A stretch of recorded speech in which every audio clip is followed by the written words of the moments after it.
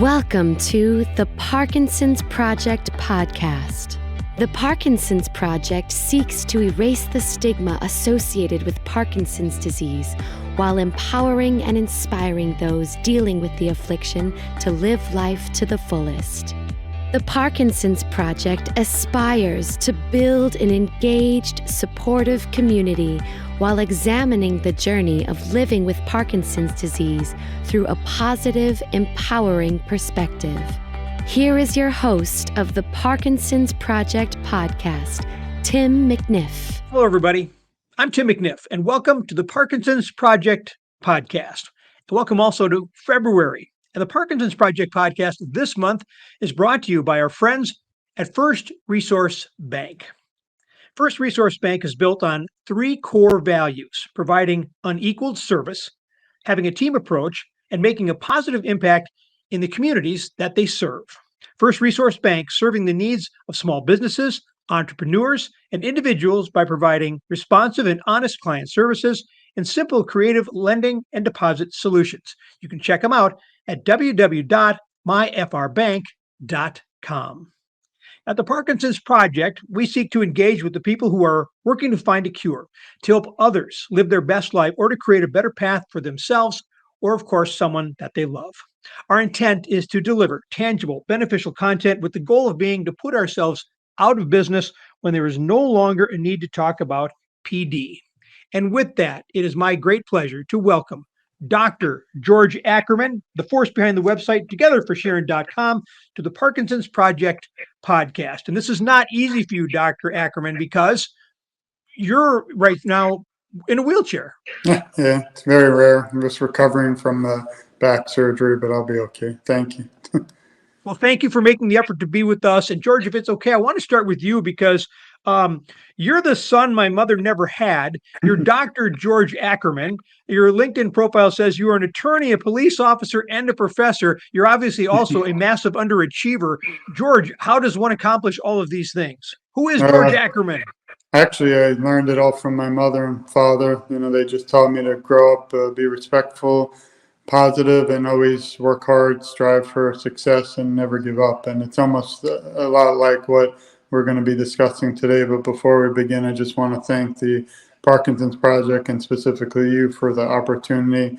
It's really important that we have an opportunity to share or spread the word and advocate for Parkinson's awareness, not just in memory of my mother, but just for all individuals, caregivers, and patients throughout the United States and across the country. Thank you. And that's something that you've been working at for quite some time. So tell us, let's start with the obvious question. Your website is called Together for Sharon. Who is or was Sharon? Sure. My mother was Sharon. Unfortunately, she passed away 2 years ago, 3 years. It was actually 1/1/2020, ironically. And she just missed all these, the society where we're heading with COVID and things. But she, was a great woman. She was one of my, if not my best friend. We had a very, like you said, rare relationship. I spoke to her several times a day. My whole life, you can call me a mama's boy. I was proud of it. So it was really sad when she passed at age 69, and she was very healthy, had no other issues but Parkinson's and dementia. But we decided, or I did, and my family decided to start togetherforsharon.com as to serve as a place for caregivers and a place where patients can go for resources and also to get involved and to really make sure she's never forgotten. And one funny thing, if it's funny, is if my mother were here, she would tell me not to bother. She was always funny. She said, don't, waste your time. But I feel that it's not just for my mental health, but also for myself to keep her memory alive forever, something that is really above all my other goals in life. It's the only thing I have left that I cherish daily. Wow, that's a great devotion to your mother and quite a credit to the impact that she had on your life. Obvious, that's why you want to keep the website alive and going to keep her memory active. But to what end? What do you want to accomplish with the website? How do others benefit from your effort to keep your mother's legacy alive? If you go to the website, or any of your listeners, hopefully if they take a moment, be able to see my story as a caregiver, because unfortunately, Parkinson doesn't just devastate the patient, it also affects the entire family and the caregiver. So my life stopped for a year where she had it for 15 years approximately, but it really didn't take a bad turn until unfortunately the beginning of 1999 when I gave up a lot of my life and became her primary caretaker. I saw my mother, who was a strong woman, drove, independent, lived alone, couldn't do anything at all. And I had to literally move her closer, and I took over her banking. I helped her with it, even from food shopping. And it was just sad to see someone who is so independent really depend on somebody. And I took that role personally, and I would have given everything or anything for her. But if you go to the website, we actually just started it really as a kind of thing where I thought maybe two people might see it, and it ended up being thousands and thousands. And you'll see my story, my mother's story. You'll see a little bit about the bands, which maybe later we'll have a minute. This is one of them.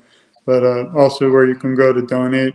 We support organizations like the American Parkinson's Disease Foundation, Michael J. Fox, and the Parkinson's Foundation. Also, you'll see I worked with other partnerships, so there's other organizations out there, but I felt that they're just very difficult to find. So I've even teamed up with organizations in Australia because unfortunately Parkinson's hits home around the country. You also see media, so hopefully if this goes as great as I hope and the listeners are interested, we'll add this to it. And there's a lot of media, and my big thing is really this is the 2023. I'm big with social media. We have Facebook account, Twitter, and Instagram with thousands and thousands of followers, and it's really just a great place for everyone to meet, to join together. And I actually get a lot of requests even this week, and I sent you one for this band, which I pay fully. My family pays out of our pocket. And all it says, I'll show you quick. I know we have to move on, but it says just Parkinson's awareness and hope for a cure. And on the inside, it just says in memory of Sharon Riff Ackerman. And I send these around the country, mainly U.S. because it does get costly, but we don't really like to accept money. But I like to ensure that my mother's remembered. And also, I notice when a person gets this band, they actually wear it and they feel really good about themselves, knowing that they have people like us, including you and myself, and other individuals working hard for the hope for a cure out there, and that they're not alone. Well, I was going to ask you about the wristbands, and I wanted to come back to that. This is Sure. something obviously that Lance Armstrong did with Live Strong, and it was huge, went all over the place. Unfortunately, Lance Armstrong did everything he could then to destroy the effectiveness of that. But you have a different intent with the wristbands. You're not seeking to fundraise with them. You rather have paid the money out of your own pocket to distribute them. Talk about that. Sure. I do support the American Parkinson's Disease Association in Palm Beach, Florida. I'm actually going to be at a symposium this Saturday, and I put on our website if everybody wants to meet up in person. I'll be there. I actually do tables. I just pass out bands for free and share my mother's story, but let people know that we're there to support them. Unfortunately, if you're, not Lance Armstrong, it's expensive to start a whole foundation.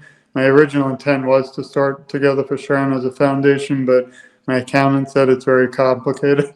And also, we've had actually people who, it's sad in this society, that didn't believe my mother even passed away, and like really odd things that obviously it's just that one person in the world that unfortunately might have had a bad experience with others. Even, and I'm from New York, and 9/11 happened.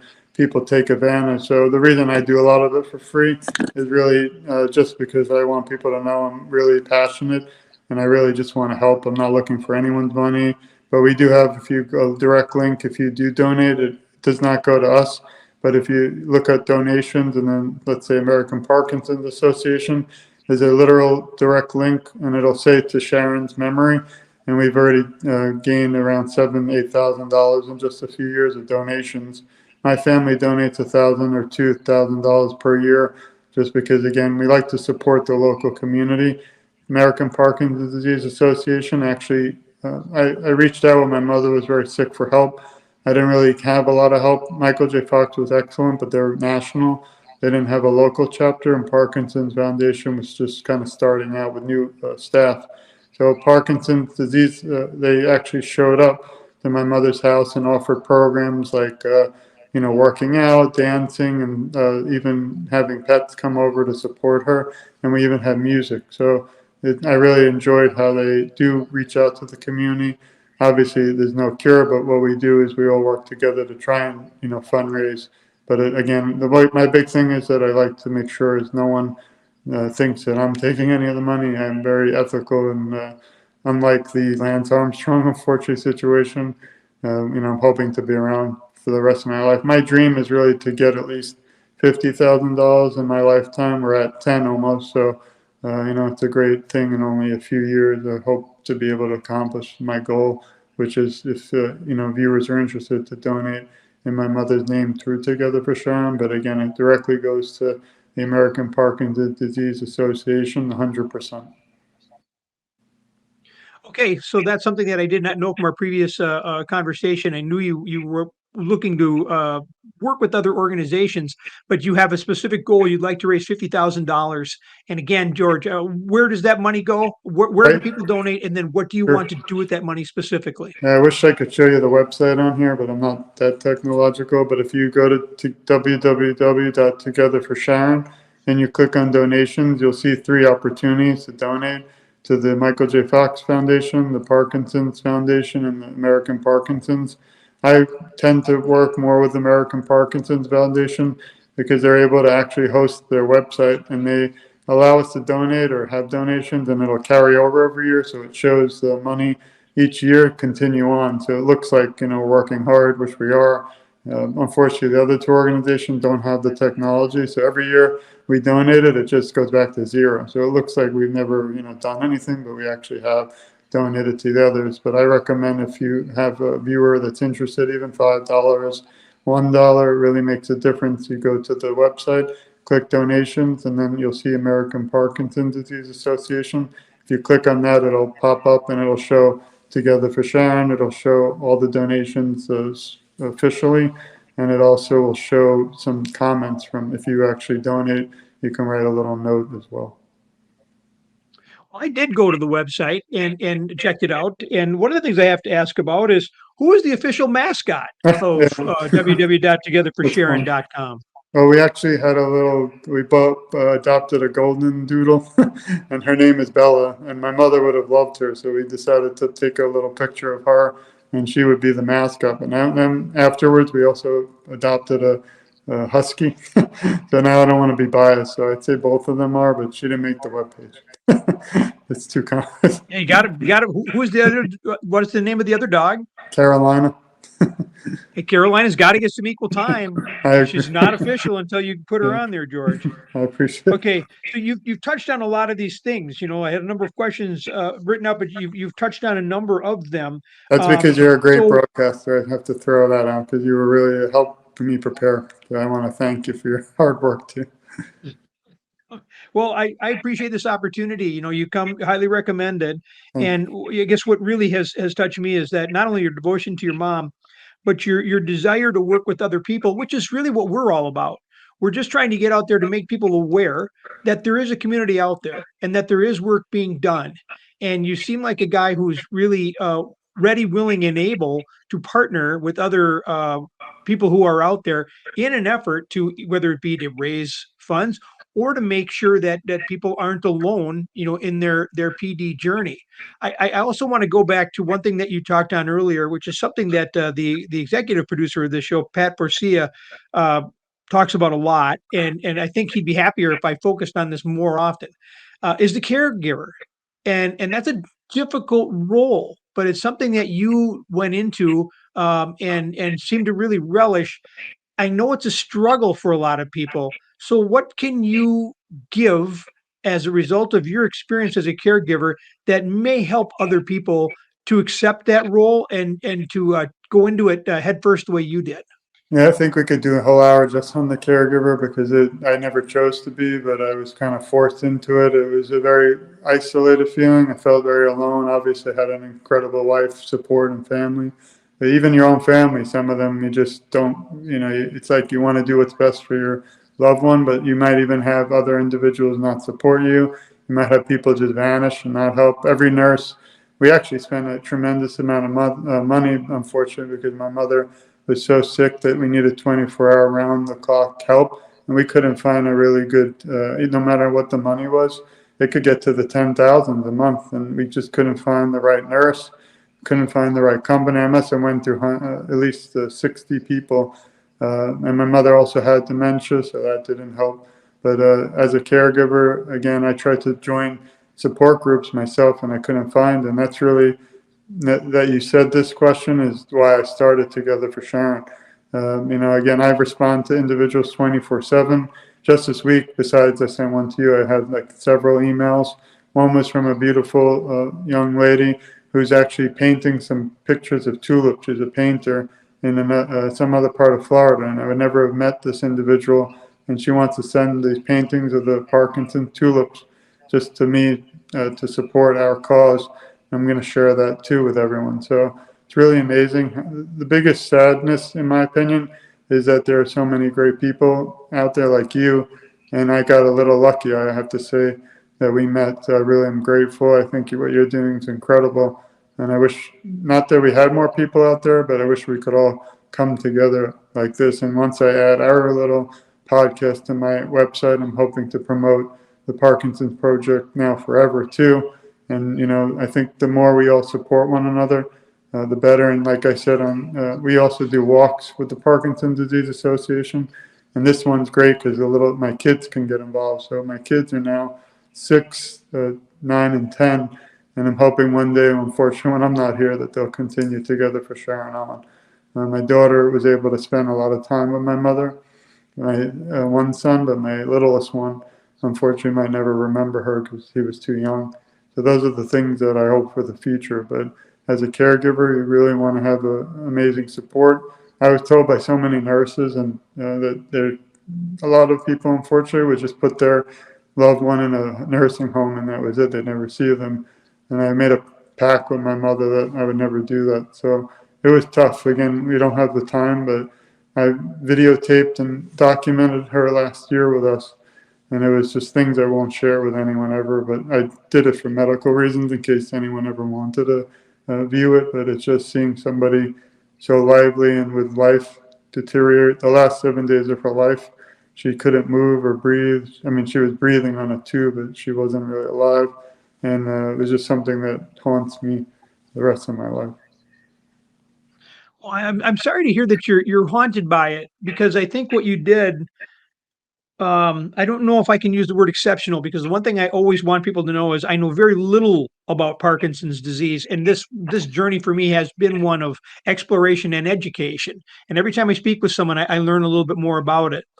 I would ask that you continue to think about. It seems like you think about a lot of things a lot of time. Think about what you have recorded with your mother. And I think if people see this interview, I wish they would reach out to Dr. Ackerman and give him their thoughts on how this could potentially be used, for good or for inspirational purposes. Because this world will never lack for kindness. I mean, I think the fact that you did what you did is.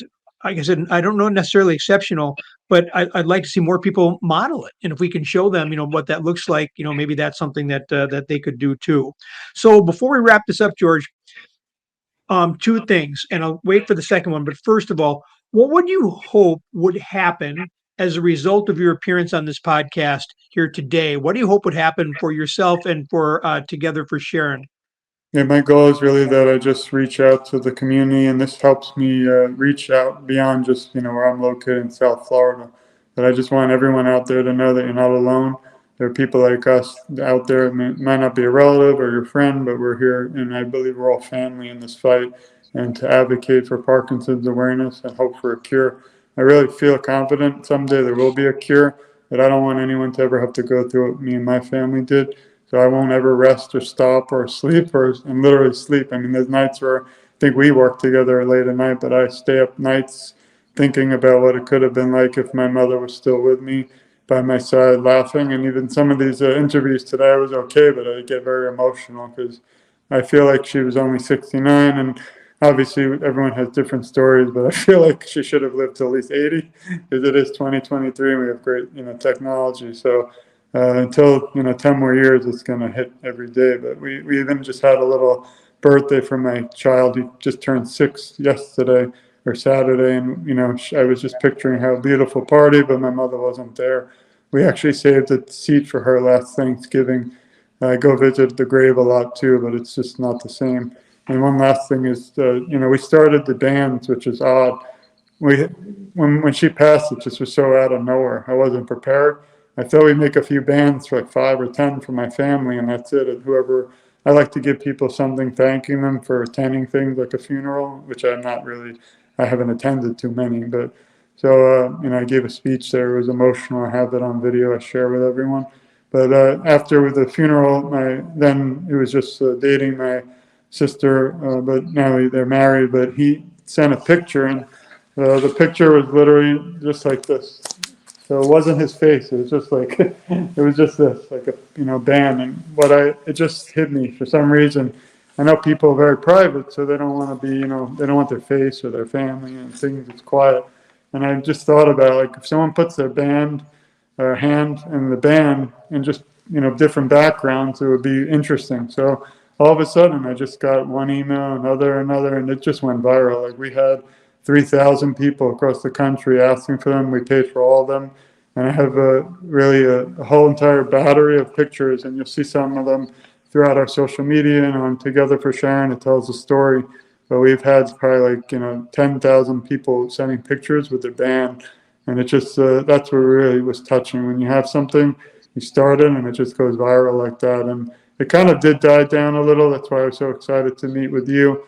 And that's the biggest tough aspect of this, is really to just keep renewing yourself, keeping your story out there, and keeping my mother's legacy and name going. I think that because I'm just one person, but I think like one person really can make a difference. Well, you're certainly not alone. And when we do these episodes, George, we always ask, for a specific call to action, something that if someone perhaps was just diagnosed, or if they are feeling like they're on an island by themselves in this experience, something that they can do today that would hopefully put them in a better place. So if you had that opportunity for a call to action, what might that be? I want listeners of your show and all over the country to get involved in their community. That's important, and to be part of an organization and make a difference. So I might be choosing American Parkinson's Disease Association, but there are others. There's Brian Grant Foundation. I've worked with many. And if you go to Together for Sharing, you'll see a list of them. But there are also so many incredible people, and we must advocate awareness and hope for a cure. And you're not alone. That's the most important thing. Also, please, again, go to www.togetherforsharon.com and donate in my mother's memory if you can. Even $1 would be great. And I'm not really concerned with the money. I just think the messages, if you have a minute, even for you, I know you're busy, but if you just look at some of the messages people wrote under the donation section, it's really beautiful, and it really keeps the hope alive that we're all out there. And even though it's a disease that only affects maybe 1 million individuals, or it really does unfortunately change your life forever. And there's no chance that we know that I might not get it, and I want to be able to have that cure, so that future family members or even individuals listening will be, safe, okay, and again know that I'm out there for them. If they ever want to get in touch too, you can reach me on any social media, from Twitter to Facebook to Instagram, and they're all right directly through the website. But also my email is togetherforsharon@gmail.com. And again, I wanted to thank the Parkinson's Project and you specifically, because although we only had a short time together, I feel like we're a family, and I'm really grateful for you, your listeners, and all you did. And I continue to share your videos because I think they're incredible, and I enjoyed listening to almost all 30, and I'm sharing them every day. Well, we appreciate your support. Your mother might have said, don't bother, but we're awful glad that you do and that you have. Dr. George Ackerman, thank you so much for joining us today, and not only for joining us today, but for the work you do in the PD community, and of course with togetherforsharon.com. And we look forward to our paths crossing again. Thank you. Thank you, sir. All right, we have a quick update from our last episode to pass along. I received an email from Marty Lukaszewski telling me that their website, martyandjeanluke.com, has been updated and is now active. Again, that is martyandjeanluke.com. And if you don't remember, that was about Marty's relationship with his service dog. And it's a wonderful story, wonderful partnership. Check them out, martyandjeanluke.com. Of course, the Parkinson's Project seems to be a place where you can come for a range of information about PD and to find support for yourself or perhaps for a loved one. We encourage you to check us out on Facebook at the Parkinson's Project, and you can find the Parkinson's Project podcast wherever you find your favorite podcast. Check us out and rate us so we can grow and continue to give support in the ongoing effort to eradicate this affliction and to put ourselves out of business when there's no longer a reason or a need to talk about Parkinson's disease. This has been the Parkinson's Project podcast, which this month is brought to you by our friends at First Resource Bank. First Resource Bank, serving the needs of small businesses, entrepreneurs, and individuals by providing responsive and honest client services and simple, creative lending and deposit solutions. You can find out more at www.myfrbank.com. For executive producer Pat Borsia, I am, of course, Tim McNiff. I want to thank you for joining us. We look forward to meeting and working with all of you as we seek to build a loving, supportive, and empowering community through all aspects of the Parkinson's Project and the Parkinson's Project podcast. Be well, everybody. Thank you for engaging with the Parkinson's Project podcast. Be sure to look for more content on the Parkinson's Project Facebook page, and we'll see you right here on the next edition of the Parkinson's Project podcast.